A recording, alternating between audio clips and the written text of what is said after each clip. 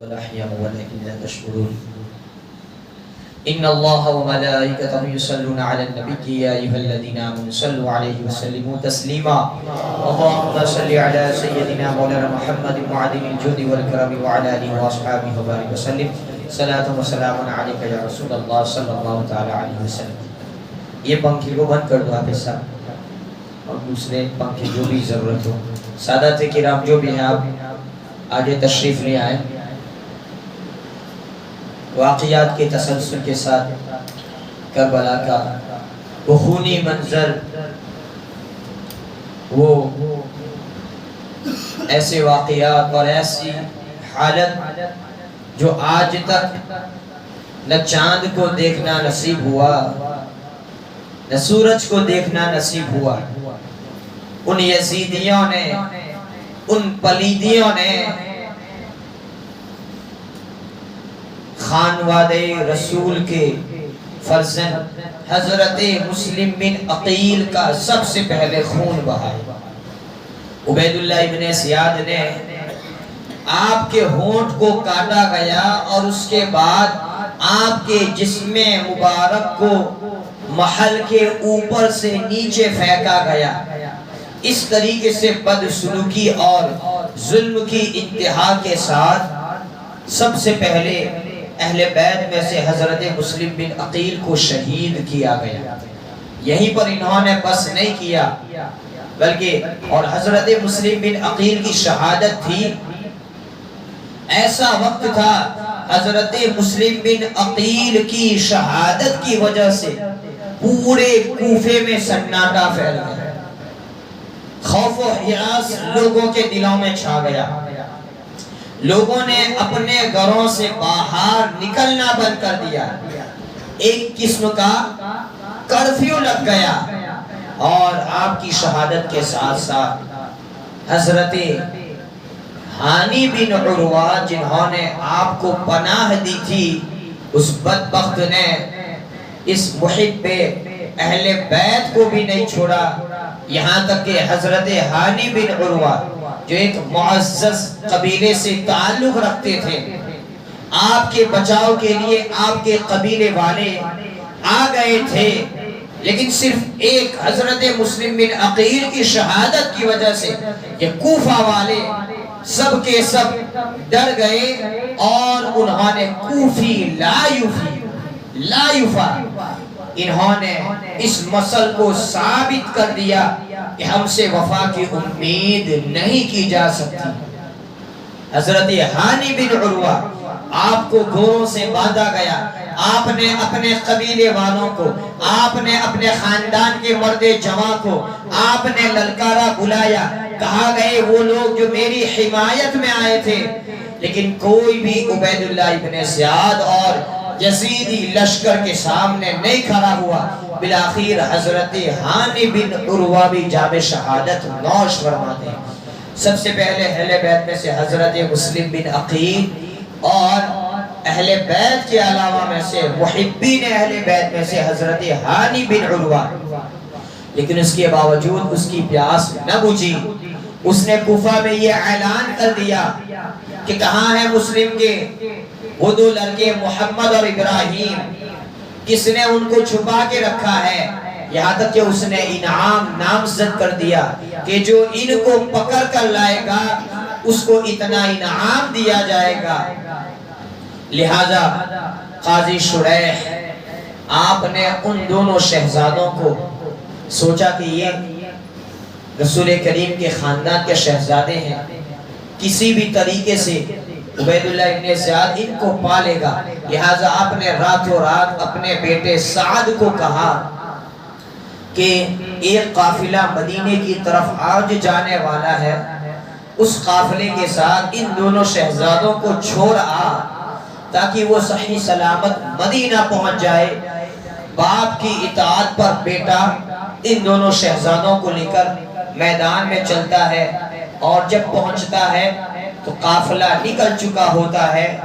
قافلے کے نکلنے کی وجہ سے گرد و غبار، جو دھول مٹی سواری کی وجہ سے جو اڑتی ہے وہ دور تک دکھائی دیتی تھی. آپ ان دونوں بچوں کو کہتے ہیں کہ وہ جو مٹی دکھائی دے رہے ہیں اس کا آپ پیچھے کرتے کرتے آپ جائیں اور اس قافلے کے ساتھ آپ مل جائے۔ وہ دو شہزادے، وہ دو لڑکے ابھی جنہوں نے دنیا نہیں دیکھی تھی، تجربہ نہیں تھا، آپ احساس کریں اس طریقے سے کھلے میدان میں، کھلے رل میں دو بچوں کو چھوڑ دینا ان پر کس طریقے سے مصیبتوں کے پہاڑ کے مثل ہوگا۔ جب آپ دوڑتے ہیں لیکن قافلے کو نہیں پاتے ہیں، بالآخر یزیدی لشکر ان دونوں کو پکڑ لیتا ہے اور پھر سے آپ کو قید کر لیا جاتا ہے۔ لیکن جیل کا داروغہ مشکور جو اہل بیت کا محب تھا، وہ کہتا ہے کہ اگر میری جان چلی جائے تو بھلے، لیکن میں ان دو شہزادوں کے خون کو نہیں بہنے دوں گا۔ لہٰذا آپ نے سارا رزق لے کر راتوں رات اپنے گھر لے گئے اور ان کو کھلایا پلایا اور کہا کہ قادسیہ میں میرا بھائی ہے، میں اپنی انگوٹھی تمہیں دیتا ہوں، جاؤ تم وہاں چلے جاؤ، وہاں میری انگوٹھی دکھا دینا، وہ آپ کو مدینہ کی طرف بسلامت پہنچا دے گا۔ اس طریقے سے داروغہ مشکور نے ان دونوں شہزادوں کو اپنے گھر لے جا کر جیل سے بغیر عبید اللہ ابن زیاد کی اجازت و پرمیشن کے آزاد کر دیا۔ لیکن خدا کی کچھ اور ہی مرضی تھی، پھر سے نہر فرات کے میدان میں یہ دونوں بچے اسی طریقے سے قادسیہ کی طرف روانہ ہوتے ہیں۔ رات کے عالم میں راستے میں بھٹکتے بھٹکتے جب صبح ہوتی ہے تو اسی میدان میں اپنے آپ کو پاتے ہیں۔ بالآخر ایک کنواں اور کنویں کے پاس ایک درخت تھا، آپ اس کی پناہ لے کر وہاں پر چھپ جاتے ہیں اور صبح سویرے ایک خاتون پانی بھرنے کے لیے آتی ہے، جس کی آہٹ قدموں کی سن کر یہ بچے اپنے غم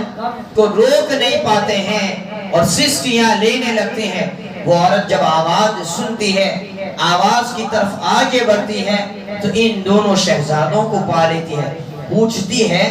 کون ہو تم؟ چہروں سے سمجھ جاتی ہے کہ یہ عام گھرانے کے بچے نہیں ہیں۔ بالآخر جب بچے جواب نہیں دے پاتے ہیں تو وہ عورت کہتی ہے کیا تم مسلم بن عقیل کے شہزادے ہو؟ باپ کا نام سن کر پھر سے وہ زور سے رونے لگے، چلانے لگے۔ وہ عورت مطمئن کرتی ہے کہ مجھ سے مت ڈرو، میری مالکہ، میں اس کی لونڈی باندھی ہوں جو اہل بیت سے محبت کرنے والی ہوں، آپ میرے ساتھ چلیں، وہ آپ کا خیال رکھے گی۔ لہذا وہ خادمہ ان دونوں کو لے کر چلتی ہے اور جب گھر پہنچتی ہے اپنی مالکہ کو یہ خبر دیتی ہے کہ یہ مسلم کے دو شہزادے ہیں۔ جیسے ہی مسلم کے دو شہزادے وہ باندھی لے کر آتی ہے، اس کی مالکہ ایسی خوش ہو جاتی ہے کہ خوشی کے مارے اس خادمہ کو وہ آزاد کر دیتی ہے۔ اہل بیت کے ساتھ اشارہ کر دوں، اہل بیت کے ساتھ جس نے حسن سلوک کیا، اللہ کے رسول صلی اللہ علیہ وسلم نے ان کا بدلہ دنیا میں ادا فرما دیا، آخرت میں باقی ہے۔ وہ خادمہ، وہ خاتون، وہ باندی، وہ لونڈی جو برسوں سے غلام بن کر خدمت کیا کرتی تھی، اہل بیت کی محبت نے اس خاتون کو ہمیشہ کے لیے اس دنیا میں آزاد کر دیا۔ دنیا میں ہی نہیں بلکہ آخرت میں بھی اللہ تعالیٰ نے اس کو جہنم سے آزاد فرما دیا۔ اہل بیت کے ساتھ جس نے بھی حسن سلوک کیا، چاہے وہ جنید نامی پہلوان ہو جس کو اپنی پہلوانی پر ناز تھا، چاہے وہ جنید نامی پہلوان ہو جس کی طاقت و قوت کی مثال دی جاتی تھی، لیکن وہ جنید نے نبی کے خاندان کے ایک مجبور فرد کے سامنے اپنی شکست کو گوارا کرتے ہوئے لوگوں کے طعن و تشنیع کا اپنے آپ کو نشانہ بنا لیا، یعنی اس اہل بیت کے ایک فرد سے اپنی ہار کو قبول کر لیا۔ اس جنید کو اس سے پہلے لوگ پہلوان کہتے تھے، اس سے پہلے اس کی طاقت و شجاعت و بہادری کی مثال دی جاتی تھی، لیکن اہل بیت کے ایک فرد کے ساتھ حسن سلوک کی وجہ سے اللہ تبارک و تعالیٰ نے اس کو سید الطائفہ بنا دیا، اللہ تبارک و تعالیٰ نے اس کو ولیوں کا سردار بنا دیا۔ تو یہ میں عرض کر رہا تھا، جس نے بھی حسن سلوک کیا اس کو اس کا بدلہ دنیا میں بھی ملا اور آخرت میں تو ابھی باقی ہے۔ بہرحال وہ بچے جب گھر پہنچتے ہیں اس کو نہلا دھلا کر کھانا پانی وغیرہ دے کر، وہ عورت بھی جانتی تھی کہ میرا جو شوہر ہے وہ شقی القلب ہے، وہ شمر دل ہے، نہ جانے ان بچوں کے ساتھ وہ بدسلوکی نہ کرے، ظلم و زیادتی نہ کرے، لہذا ایک کمرے میں کونے میں آپ ان دونوں بچوں کو وہ عورت چھپا دیتی ہے، اور دیر رات سے اس کا شوہر حارث آتا ہے۔ آنے میں تاخیر ہونے کی وجہ سے جب بیوی پوچھتی ہے تو جواب دیتا ہے تجھے معلوم نہیں ہے، مسلم کے دو جو لڑکے ہیں ان کو جو پکڑ لائے گا اس پر انعام مقرر کیا گیا، لہذا پورا دن میں انہی کی تلاش میں پھرتا رہا، یہاں تک کہ میرا گھوڑا بھی بھاگ گیا اور یہ میری حالت ہو گئی ہے۔ وہ عورت اس کو آگاہ کرتی ہے، خبردار سمجھ اہل بیت کی عظمت کو، تو کس کام کے پیچھے پڑا ہے، لیکن اس کے باوجود وہ نہیں مانتا، اور جب رات کو سوتا ہے اچانک دیر رات اس کے کانوں تک بچوں کے رونے کی آواز آتی ہے کہ وہ غور سے سنتا ہے۔ بیوی اس کو اس کے احساسات سمجھ کر اس کو پھر سے اس کے دھیان کو بھٹکاتی ہے، لیکن کہتا ہے کہ نہیں یہ بچوں ہی کی آواز ہے۔ جب آواز کی طرف وہ بڑھتا ہے اور اس کمرے کی طرف جاتا ہے، دروازہ کھولتا ہے تو پھر حضرت مسلم کے دو شہزادوں کو وہ وہیں پر پاتا ہے، اور بیوی کو چلا کر کہتا ہے جن دونوں کے لیے میں پورا دن بھٹکتا رہا وہ دونوں تو میرے ہی گھر میں موجود ہے، لہٰذا اسی رات اسی شب اسی وقت دونوں بچوں پر ظلم و زیادتی کرتا ہے، ان کی زلفوں کو کھینچتا ہے، ان کو مارتا ہے، پیٹتا ہے اور پھر سے دروازہ بند کر دیتا ہے، اور صبح انعام کی لالچ میں صبح کے انتظار میں پھر سے سو جاتا ہے، اور جب صبح ہوتی ہے ان دونوں شہزادوں کو وہ میدان میں دریائے فرات کے کنارے پر لے جاتا ہے، اور اس طریقے سے، اور ادھر دونوں بچے رات کے وقت میں جب بیدار ہوئے اچانک بڑے بھائی محمد وہ بیدار ہو کر رونے لگے، اور آپ کے رونے کی آواز جب چھوٹے بھائی ابراہیم نے سنی تو وہ بھی بیدار ہو گئے۔ وجہ پوچھی تو کہتے ہیں کہ میں نے خواب دیکھا کہ اللہ کے رسول صلی اللہ علیہ وسلم ہے، اور آپ کی بارگاہ میں ہمارے بابا حضور ہے، مسلم ہے، ساتھ میں امام حسن مجتبہ ہے، سیدہ فاطمہ زہرا ہے، اور حضرت علی مشکل کشا ہے، حضور کے ساتھ ہمارے بابا ہے۔ حضور پوچھ رہے ہیں مسلم اپنے دونوں بچوں کو کیوں چھوڑ کر آئے؟ تو ہمارے بابا نے جواب دیا کہ یا رسول اللہ صلی اللہ علیہ وسلم ان قریب وہ میرے پیچھے آ رہے ہیں۔ تو چھوٹے بھائی ابراہیم کہتے ہیں کہ میں نے بھی یہی خواب دیکھا، جس کی وجہ سے وہ اور چلانے لگتے ہیں، اور وہ شمر دل حارث آواز کو سن لیتا ہے۔ بہرحال تو صبح اس طریقے سے شہر سے باہر لے جاتا ہے۔ اب یہاں پر شوق شہادت کو دیکھو، بھائیوں کی محبت کو دیکھو، اور اہل بیت کی شجاعت کو دیکھو۔ ایسے ننھے منھے چھوٹے بچے، لیکن یہ کہتے ہیں محمد بڑے بھائی کہتے ہیں پہلے تو مجھے قتل کر تاکہ میرے چھوٹے بھائی کے قتل کو میں نہیں دیکھ سکتا۔ چھوٹے بھائی کہتے ہیں پہلے تو مجھے اپنا نشانہ بنا، اس لیے کہ میں اپنی آنکھوں سے بڑے بھائی کے خون کو بہنا نہیں دیکھ سکتا۔ اس طریقے سے شوق شہادت میں دونوں ایک دوسرے پر تقدم کرتے ہیں۔ بالآخر یہ طے ہوتا ہے دونوں بھائی چمٹ جاتے ہیں، ایک دوسرے سے لپٹ جاتے ہیں، اور اس طریقے سے وہ ملعون نے آپ دونوں کو ایک ساتھ قتل کر دیا، اور ایک ساتھ آپ دونوں جام شہادت کو نوش فرماتے ہیں، انا للہ و انا الیہ راجعون۔ اور لالچ کی آڑ میں، دنیاوی طمع میں، پھر ان دونوں شہزادوں کے سروں کو وہ خوشی کے مارے عبید اللہ ابن زیاد کے دربار میں لے جاتا ہے، تاکہ خوش ہو جائے گا، مجھے انعام ملے گا، مجھے شاباشی ملے گی۔ لیکن جیسے ہی پیش کیا جاتا ہے، رکھا جاتا ہے، تو عبید اللہ ابن زیاد اور بھڑک جاتا ہے، یہ تو نے کیا کیا؟ اس لیے کہ اس سے پہلے ابن زیاد یزید بن معاویہ کو یہ خط لکھ چکا تھا کہ مسلم کے دونوں لڑکے بامان ہمارے پاس ہیں، ہم نے ان کو قید کر لیا ہے، اور یزید کا یہ حکم جاری ہو گیا تھا کہ ان دونوں کو صحیح سلامت میرے پاس پہنچا دیا جائے، لہذا ابن زیاد اس کو نواز انعام دے، اس کے برخلاف اس پر بھڑک اٹھا کہ تو نے ان کو قتل کیا، حالانکہ یزید کی طرف سے ابھی کوئی فرمان جاری نہیں ہوا ہے، لہذا غصے کے مارے کہا کہ تو نے ہمارے حکم کے خلاف کیا ہے، اس کو بھی مار دیا جائے، قتل کر دیا جائے۔ تو اہل بیت کے دشمن نے نہ اس کو دنیا ملی، نہ اس کو آخرت ملی، دنیا سے بھی ہاتھ دھو بیٹھا، آخرت سے بھی ہمیشہ کے لیے ہاتھ دھو بیٹھا۔ یعنی جس دن بچوں کو اس نے قتل کیا، اسی دن اس کی دنیا بھی برباد ہو گئی، آخرت۔ اور یزید کا بھی آپ دیکھ لیں، یزید بالکل ینگ تھا، یزید ینگ تھا، لیکن واقعہ کربلا کے بعد زیادہ دنوں تک وہ زندہ نہیں رہ سکا۔ ایکو کی وجہ سے سننے میں پریشانی ہو رہی ہے، ایکو کا جو بھاگا صحیح۔ تو یزید بھی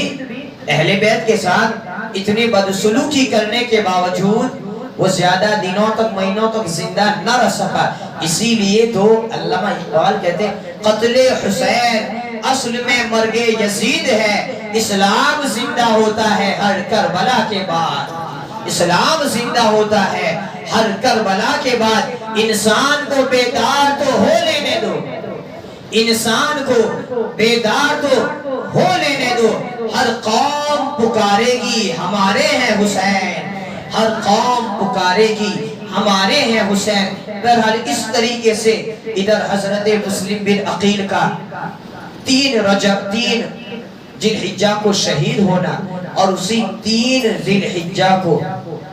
حضرت امام حسین کا مکہ المکرمہ کو چھوڑنا۔ اگر تاریخ سے میں بات کروں تو 4 شعبان کو 60 ہجری 4 شعبان کو آپ مدینہ سے نکلے، پھر مکہ پہنچے، مکہ میں 10 رمضان المبارک 60 ہجری کو سب سے پہلے کوفہ والوں کا خط آیا، ان خطوط کی وجہ سے آپ نے حضرت مسلم بن عقیل کو بھیجا۔ حضرت مسلم بن عقیل 3 ذی الحجہ ہجری سن 60 میں آپ شہید ہوئے۔ جس دن آپ کی شہادت ہوئی، بائی پر اعتماد کرتے ہوئے امام حسین علیہ السلام مکہ کو چھوڑتے ہیں، صحابہ کرام کے منع کرنے کے باوجود۔ اسی طریقے سے آپ، چونکہ یہ قانون ہے کہ آدمی کے لیے اللہ تعالیٰ نے جس زمین کو چنا ہے، اس کے انتقال، موت، وفات کے لیے وہاں پر وہ کسی بھی طریقے سے پہنچ جاتا ہے۔ تو امام حسین کے لیے کربلا کے میدان میں شہید ہونا یہ آپ کا مقدر بن چکا تھا، جس کی نشاندہی اللہ کے رسول صلی اللہ علیہ وسلم نے پہلے ہی سے فرما دی تھی۔ لہذا 3 ذی الحجہ کو آپ مکہ کو چھوڑتے ہیں۔ مکہ کو چھوڑنا، بیچ میں فرزدق نامی شاعر آپ کو ملتا ہے، وہ شاعر کہتا ہے کہ ابھی تو حج کے ایام ہے، 3 ذی الحجہ یعنی کتنے مبارک ایام، جن ایام کو پانے کے لیے لوگ مکہ جاتے ہیں۔ والفجر ولیالین عشر، 10 شب کے اللہ تعالیٰ قسم فرما رہا ہے۔ تو 3 ذی الحجہ حج کے وہ مبارک ایام قریب ہے، لیکن میرے امام کو دیکھو، ہم سب کے امام کو دیکھو کہ آپ امت کے لیے مکہ شریف کو چھوڑ رہے ہیں، حرم شریف کو چھوڑ رہے ہیں، اور دوسری وجہ یہ تھی، آپ جواب دے رہے ہیں سارے صحابہ کو کہ اگر میں حرم شریف کو نہیں چھوڑتا تو وہ کسی بھی طریقے سے میرے قریب آ کر اس پاکیزہ سرزمین پر میرے خون کو بہائیں گے، لہذا میں نہیں چاہتا کہ یہ خون آلود زمین ہو جائے، لہذا آپ نکلتے ہیں۔ بیچ میں آپ کا ایک قاصد قیس نامی، آپ اس کو خط لے کر کوفہ والوں کی طرف روانہ کرتے ہیں تاکہ کوفہ والے مطمئن ہو جائے کہ جس حسین ابن علی کو آپ نے بلایا تھا وہ آپ کے بلاوے پر، بھائی کی شہادت بھروسے پر مکہ کو چھوڑ کر کوفہ کا عزم کر کے اپنے سفر زاد راہ کو اختیار کر لیا ہے۔ لیکن ان بدبختوں نے حضرت قیس جو امام حسین کا خط لے کر آئے تھے بیچ ہی میں روک کر ان کو بھی شہید کر دیا۔ اس طریقے سے یکم محرم الحرام، بدھ کے دن، وینسڈے کو حضرت امام حسین علیہ السلام اور حور کا ملن ہوتا ہے، موافقت ہوتی ہے، یعنی دونوں ملتے، ادھر سے حضرت حور 1000 کے لشکر کے ساتھ آگے بڑھتے ہیں، ادھر سے امام حسین علیہ السلام جاتے ہیں۔ تو یکم محرم الحرام، بدھوار کے دن حضرت حور کے ساتھ جب بات چیت ہوتی ہے اور حضرت حور کو امام حسین سب کچھ بتلاتے ہیں، یہاں تک کہ جب ظہر کی نماز کا وقت آتا ہے، حسینی خیموں میں اذان کے کلمات بلند ہوتے ہیں، امام حسین کہتے ہیں کیا تم اپنے خیموں میں نماز پڑھیں گے یا ہماری اقتداء میں؟ حضرت حور کہتے ہیں ہم آپ ہی کی اقتداء میں نماز پڑھیں گے۔ وہ جو یزیدی لشکر کی طرف آنے والا وہ 1000 کا لشکر آج بھی جانتا ہے کہ کچھ بھی ہو جائے حسین بن علی کون ہے۔ تو اس طریقے سے ظہر کی نماز امام حسین کی اقتداء میں، اسی طریقے سے عصر کی نماز حسین ابن علی کی اقتداء میں، امام حسین علیہ السلام کہتے ہیں اے حور تو میرے راستے کو چھوڑ دے، میں جاؤں گا کوفہ، یا تو ابن زیاد کو ملوں گا یا پھر اسی طریقے سے شام جاؤں گا اور میں یزید بن معاویہ کو ملوں گا اور ڈائریکٹ اس سے گفتگو بات چیت کرتے ہوئے سارے معاملات کو سلجھاؤں گا۔ لیکن حور کہتے ہیں میں مجبور ہوں، میں حاکم نہیں ہوں، میرے پاس پاور نہیں ہے، مجھے صرف اتنا آرڈر ملا ہے کہ جیسے حسین بن علی کو تم پالو، تم کہیں جانے مت دینا، ان کو قید کر کے ان کو پابند کر کے رکھ دینا۔ اللہ اکبر۔ اس طرح حضرت حور، یہ حضرت حور 1000 کا لشکر لے کر آ رہے ہیں اور امام حسین علیہ السلام کی نگرانی کر رہے ہیں، کسی بھی طرح اور جگہ جانے نہیں دیتے ہیں۔ اسی طریقے سے یہاں پر تو اسی طریقے سے لوگوں کی تعداد میں اضافہ ہوتا جا رہا ہے۔ خبر ملتی ہے ابن زیاد کو کہ جو حور ہے میرے فرمان اور میرے آرڈر میں نرمی اختیار کر رہے ہیں، جس حور کو میں نے امام حسین کے مقابلے میں بھیجا ہے وہ حور تو حسین کی اقتداء میں نماز پڑھ رہے ہیں، وہ حور تو حسین کے ساتھ بات چیت کر رہے ہیں، تو حور کمزور نظر آ رہے ہیں۔ لہٰذا انہی ایام میں ابن زیاد نے 4000 کا فوجی دستہ، 4000 کا لشکر عمر ابن سعد کی قیامت میں عراق کے لیے روانہ کیا تھا۔ فوراً اس کو روک کر اس کو امام حسین کی طرف ڈائیورٹ کر دیتا ہے۔ عمر ابن سعد کون؟ جو حضرت سعد بن ابی وقاص صحابی رسول جن کا شمار عشرہ مبشرہ میں ہوتا ہے، ان کا بیٹا عمر ابن سعد۔ عمر ابن سعد جانتا تھا، سمجھتا تھا کون ہے حسین ابن علی، معذرت کو پیش کرتا ہے۔ لیکن ابن زیاد جب لالچ دیتا ہے کہ جس رے کی حکومت ایک جگہ مقام ہے میں تجھے دینے والا ہوں، اگر تو اس لشکر کو لے کر نہیں جائے گا تو میں وہ تجھ سے چھین لوں گا۔ بالآخر صحابی کے بیٹے کو دنیاوی لالچ نے ایسا مخمور کر دیا کہ وہ جانے پر تیار ہو جاتا ہے۔ اس طریقے سے 2 رمضان المبارک کو امام حسین علیہ السلام حضرت حور کے ساتھ تھوڑا بہت سفر کو آگے بڑھاتے ہوئے ایسی جگہ پر پہنچتے ہیں جس جگہ کے بارے میں کہتے ہیں ھذا موضع کرب و بلاء ھذا مناخ رکابنا ومحط رحالنا ومقتل رجالنا، بلکہ کہتے ہیں کہ یہیں پر ٹھہر جاؤ، اس لیے کہ گزشتہ سب مجھے میرے والد مولا علی خواب میں آئے اور کہا کہ یہ وہ جگہ ہے جہاں پر آپ کو شہید ہونا ہے۔ لہذا امام حسین علیہ السلام جب آپ کے رفقا میں اہل بیت کے درمیان میں جب یہ بات رکھتے ہیں کہ ٹھہر جاؤ، ھذا موضع کرب و بلاء ھذا مناخ رکابنا، یہ وہ جگہ ہے جہاں پر ہمارے جانور باندھے جائیں گے، ھذا محط رحالنا، یہ وہ جگہ ہے یہاں پر ہمارے کجاوے ہمارے سامان کو رکھا جائے گا، ھذا مقتل رجالنا، یہ وہ جگہ ہے جہاں پر ہمارے نوجوانوں کے خون کو بہایا جائے گا۔ دو رمضان المبارک، دو محرم الحرام، یکم محرم الحرام 61 میں حضرت حور اور امام حسین کی ملاقات ہوتی ہے، اور اسی ملاقات کے ساتھ 2 محرم الحرام 61 میں آپ کربلا کی سرزمین میں تشریف لے جاتے ہیں اور سب کچھ سمجھ جاتے ہیں، اور 3 محرم الحرام جمعہ کے دن عمر ابن سعد 4000 کا فوجی دستہ لے کر کربلا کے میدان میں آتا ہے، اور اس طریقے سے 10 محرم الحرام تک اسی طریقے سے یزیدی لشکر میں اضافہ ہوتے ہوتے ان کی تعداد میں بڑھوتری ہوتے ہوتے قریب 22,000 کا لشکر ہو گیا۔ وہ 22,000 کا لشکر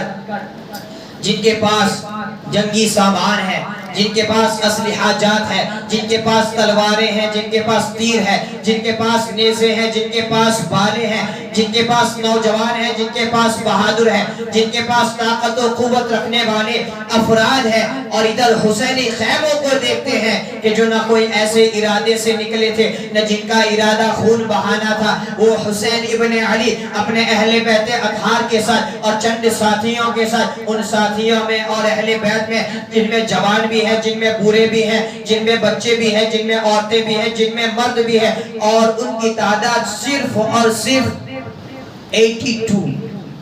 22 لوگ تھے۔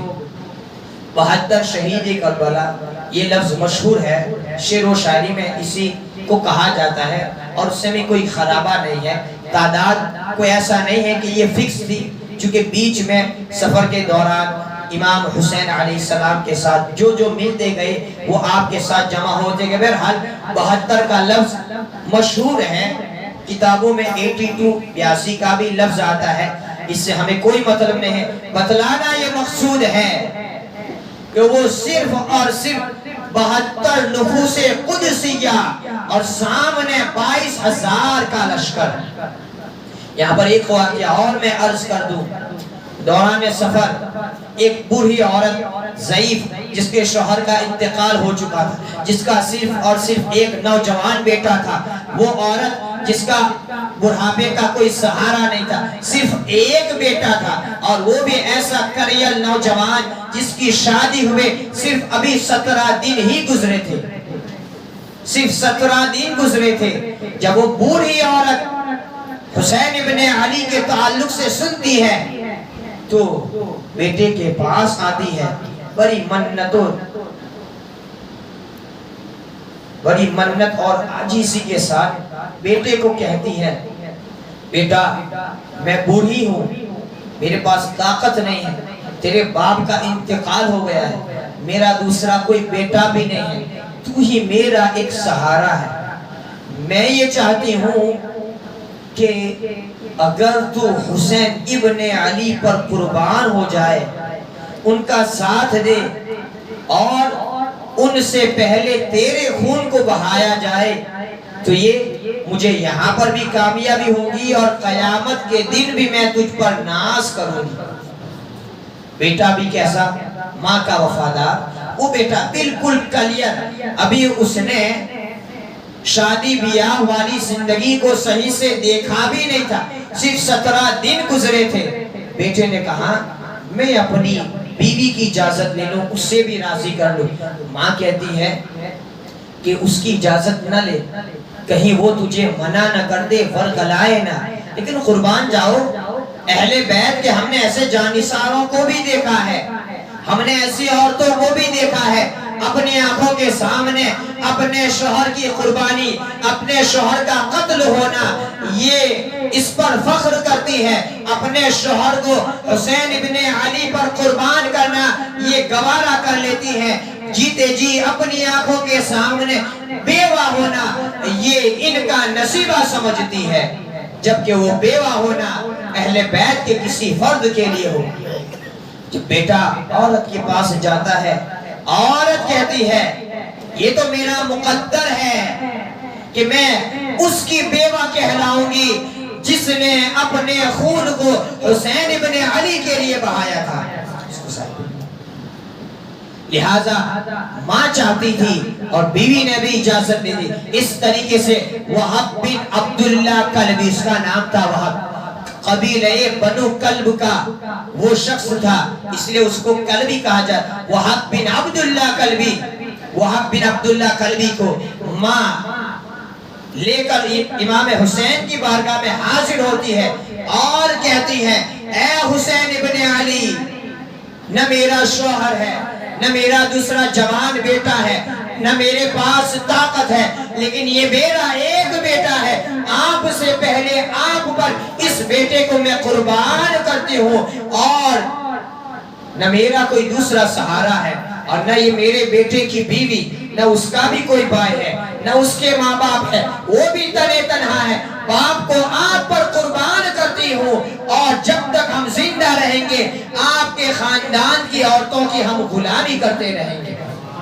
ان کی خدمت میں گزار دیں گے۔ حسین ابن علی اس جانثار کو بھی اپنے قافلے میں شامل کر لیتے ہیں، اور اس طریقے سے راستے میں بہت سے افراد آپ کو ملتے جاتے ہیں، یہاں تک کہ یہ واقعات کے تسلسل کے ساتھ 3 محرم کا میں نے بتایا جمعہ کا دن، اور پھر 9 محرم الحرام، جب آپ کو موقع ملا آپ ان یزیدیوں کے سامنے تقریر، گفتگو وغیرہ کے ذریعے آپ سمجھاتے رہے، لیکن وہ نہیں سمجھے۔ بالآخر شب عاشورہ 10 محرم الحرام کی جو شب آئی، وہ شب ایسی شب تھی، میرے امام جانتے تھے یہ میری زندگی کی آخری شب ہے، آخری رات ہے، لہذا آپ نے اس شب کو عبادت میں گزارا، خدا کی بارگاہ میں جہاں تک ہو سکے آپ نے ذکر و اذکار میں، تسبیح و تحلیل میں، تلاوت میں، نمازوں میں گزارا، اس لیے کہ یہ حسین ابن علی کی آخری شب ہے۔ حسین ابن علی نے بتا دیا بھوک ہے، پیاس ہے، شدت ہے اور سارے مصائب و آلام ہیں، لیکن اس کے باوجود اپنی آخری شب کو خدا کی بارگاہ میں ریاضت و عبادت و اطاعت میں گزار رہے ہیں، سجدوں میں آپ اپنی رات کو گزار رہے ہیں، اور ہمیں بھی بتا دیا کہ اگر حسینی کردار رکھتے ہو، حسینی محبت رکھتے ہو، تو جس شب عاشورہ کو تم خرافات میں، جس شب عاشورہ کو تم بدعات میں، جس شب عاشورہ کو تم ناچ گانوں میں، جس شب عاشورہ کو تم گناہوں میں گزارتے ہو، اس شب عاشورہ کو اس طریقے سے گزارنا یہ حسینی محبت کی علامت نہیں ہے، یہ تو یزیدیوں کا کام ہے۔ ادھر حسین ابن علی کا خیمہ تھا، وہ اس شب کو عبادت میں گزار رہے تھے، اور ادھر یزیدی خیمہ تھا، وہ اس شب کو دھول تاشوں میں، ناچ گانوں میں، نہ جانے اور طریقے سے وہ مناتے تھے۔ تو یہ یزیدی کردار تھا اور یہ حسینی کردار تھا۔ آج ہم بھی دیکھتے ہیں حسینیت کے نام پر آپ جلوس جلسے نکالتے ہیں، جائز طریقے سے بھی جتنے بھی امور کو انجام دیتے ہیں، کوئی بھی عالم آپ کو نہیں روک سکتا ہے، لیکن اگر ہماری ماں بہنیں حسینیت کے نام پر خرافات کو پھیلاتی ہے تو یہ ہرگز امام حسین کی محبت نہیں ہے۔ اس لیے میں ایک بات اور عرض کر دوں، اسی لیے ہم نے بھی شب عاشورہ کے لیے وہی اہتمام کیا۔ ہماری مسجد میں کل کی تقریر آخری تقریر ہوگی، اور جمعہ کے دن یعنی 10 محرم کو رات میں اگر ممکن ہوا تو اور امام حسین کے تعلق سے بتائیں گے، آپ کی شہادت کے تعلق سے، لیکن اس شب میں ساتھ ہی ساتھ ہم اس رات ذکر بھی کریں گے، نمازیں بھی پڑھیں گے، ممکن ہوگا تو صلاۃ التسبیح بھی پڑھیں گے، اس میں آپ سب کو حاضر ہونا ہے۔ ہم امام پاک کے ایسے محب ہیں، جب ذکر ہوتا ہے امام حسین کا تو اس کو بھی ہم نہیں چھوڑتے، جب مجلس سجدی ہے تو اس کو بھی ہم نہیں چھوڑتے۔ ہم صرف ذکر حسین کو سننے والے نہیں ہیں، ہم حسین ابن علی کی سنتوں پر عمل کرنے والے ہیں۔ جس حسین ابن علی نے کربلا کے میدان میں بھوکے پیاسے رہ کر شب عاشوراء کو رب کی عبادت کے لیے اور فراموش نہیں کیا، ہم حسین ابن علی کے سچے وفادار ہیں، ہم جو اس شب کو عبادت میں گزاریں گے۔ تو بہرحال اور پھر امام نے سارے دیوں کو، چراغوں کو بجھا کر پھر آپ نے اپنے خیمے میں اپنے ساتھیوں میں گفتگو تقریر کی، کہا یہ میری آخری رات ہے، ہم سب کی آخری رات ہے، تم میں سے جو بھی چاہے وہ چلا جائے، کوئی کسی کا کوئی معذور نہیں ہوگا، یعنی کسی کی پوچھ تاچھ نہیں ہوگی، سب آزاد ہے، کسی کے تعلق سے مجھے کچھ بھی شکایت نہیں رہے گی، یہاں تک کہ آپ نے چراغوں کو بجھا دیا۔ کہا یہ یزیدی میرے خون کے پیاسے ہیں، تمہارے خون کے پیاسے نہیں ہیں، لہذا آپ میں سے جو چاہے جا سکتا ہے، کسی سے مجھے کوئی شکایت نہیں ہوگی، یہاں تک کہ آپ نے چراغ لائٹ کو بجھا دیا، اس لیے کہ تم میں سے جو جائے گا اس کو کوئی دوسرا دیکھ بھی نہیں پائے گا۔ لیکن قربان جاؤ، حسین ابن علی نے اپنے ساتھیوں کو عام اجازت دی، جب چراغ کو جلایا جاتا ہے اسی طریقے سے سارے ساتھی آپ کے ویسے ہی موجود تھے۔ حضرت مسلم بن اوسجا نے کہا یہ کیسے آپ بات کر رہے ہیں، جب تک ہمارے خون میں خون ہے، جب تک ہماری جان میں، ہمارے جسم میں جان ہے، ہم آپ کے آگے کھڑے رہیں گے۔ اس طریقے سے کربلا کا میدان شاہد ہے، جب تک جانثاران امام حسین موجود تھے، اس کے افراد موجود تھے، ان یزیدیوں کا ایک بھی تیر اہل بیت کی طرف نہیں آیا۔ حسین ابن علی کے جانثاروں نے اپنے سینوں کو ان تیروں کے لیے کھلا چھوڑ دیا، جب تک ان کے سینے تھے کوئی بھی تیر نہ حسین پر، نہ آپ کی اولاد پر، نہ دیگر اہل بیت پر آیا، یہاں تک کہ جب سارے جانثاران مصطفیٰ آپ کے ساتھ آپ کے رفقا جب شہید ہو گئے تو اس کے بعد یکے بعد دیگر حسینی شہزادے میدان میں آنے لگے، اور آپ امام حسین کو مجبور نہ سمجھے، امام حسین کو مجبور نہ سمجھے۔ اگر کربلا کے میدان میں امام کو دیکھنا ہے تو امام کی کرامتیں بھی وہاں پر ظاہر ہوئی، اگر آپ کرامتوں کا ظہور فرماتے، لیکن چونکہ کرامت سے اوپر کا مرتبہ ہے، درجہ ہے، الاستقامت فوق الکرامہ، بندہ جو صبر کا دامن مضبوطی سے تھامتا ہے تو یہ اور اوپر کا مقام ہوتا ہے۔ لیکن امام حسین نے کرامتوں کے ذریعے بتا دیا کہ یہ نبی کا نواسا مجبور نہیں ہے، بلکہ نبی کا نواسا رب کی رضا میں اپنی رضا کو ملا چکا ہے، رسول کی رضا میں اپنی رضا کو فنا کر چکا ہے۔ ورنہ جب کربلا کے میدان کی تیاری کے لیے جب امام حسین علیہ السلام نے اپنے ساتھیوں کے ساتھ خندق کو کھودنا شروع کیا، یعنی چاروں اور اپنے خیموں کے ارد گرد آپ نے کھدائی کرتے ہوئے وہاں پر آگ جلانا شروع کیا، یہ ایک ٹرک ہوتی تھی جس کی وجہ سے آسان طور پر سامنے والا آ نہ سکے، لہذا آپ نے کھدائی کرتے ہوئے جب وہاں پر آگ جلائی تو ان یزیدی لشکر میں سے ایک بولا کہ حسین جیتے جی تم نے آگ جلا لی، اس آگ سے پہلے اسی آگ میں جانا چاہتے ہو؟ آپ کی زبان مبارک سے نکلتا ہے کذبت عدو اللہ، تو جھوٹا ہے اللہ کے دشمن، آپ کی زبان سے یہ نکلنا تھا۔ اچانک اس کا گھوڑا بھٹکتا ہے اور سوراخ میں پاؤں پڑنے کی وجہ سے اس کا گھوڑا بھٹکتا ہے، وہ اپنے گھوڑے سے نیچے آتا ہے اور گھوڑے کی رسی کے ساتھ بندھا ہوا ہوتا ہے، وہ گھوڑا اسی طریقے سے اس آگ میں اس کو ڈال دیتا ہے جس آگ کو امام حسین نے روشن کیا تھا، جس آگ میں امام حسین کو تانا دے رہا تھا، جیتے جی اللہ تعالیٰ نے اس کو اس آگ میں دھکیل دیا۔ کسی نے کہا دیکھو حسین، یہ نہر فرات کا موجہ مارتا ہوا پانی کس طریقے سے ہمارے جانور پی رہے ہیں، لیکن تم کو ایک گھونٹ بھی نہیں دیا جائے گا۔ میرے امام کی زبان سے نکلا اللہم امیتہ عطشانا، اے اللہ اس کو پیاسا ہی مار دے تو۔ اچانک اس کا گھوڑا بھدکتا ہے اور جس کی وجہ سے اس گھوڑے کے پیچھے رسی میں پاؤں اس کا پھنستا ہے۔ اس طریقے سے گھوڑا پورے لشکر میں چلتا ہے، دوڑتا ہے، پیاس کی شدت ہوتی گئی، اس کو پانی پلاتے گئے، پیاس اس کی نہ بجھی، اسی طریقے سے پیاس کی شدت کے ساتھ وہ موت کے گھاٹ اتر جاتا۔ ہم نے کہا اللہم امیتہ عطشانا، اے اللہ اس کو پیاسا ہی تو مار دے۔ تو امام کو کربلا کے میدان میں آپ مجبور نہ سمجھے، لیکن آپ تو اللہ اور اس کے رسول کی رضا میں اپنی رضا کو فنا کر چکے تھے۔ انشاءاللہ کل ہم واقعات کربلا اور کربلا کا وہ خونی منظر ہے انشاءاللہ العزیز پیش کریں گے، جس میں اہل بیت اطہار کے مقدس شہزادے حضرت قاسم کی شہادت، حضرت عباس کی شہادت، حضرت علی اصغر کی شہادت، حضرت علی اکبر کی شہادت ہے، اور محمد امام حسین کے بانجے سیدہ زینب کے شہزادے ان کی شہادت ہے۔ وہ سارے واقعات ہم کل آپ کو سنائیں گے، کل بھی آپ ضرور آئیے۔ وآخر دعوانا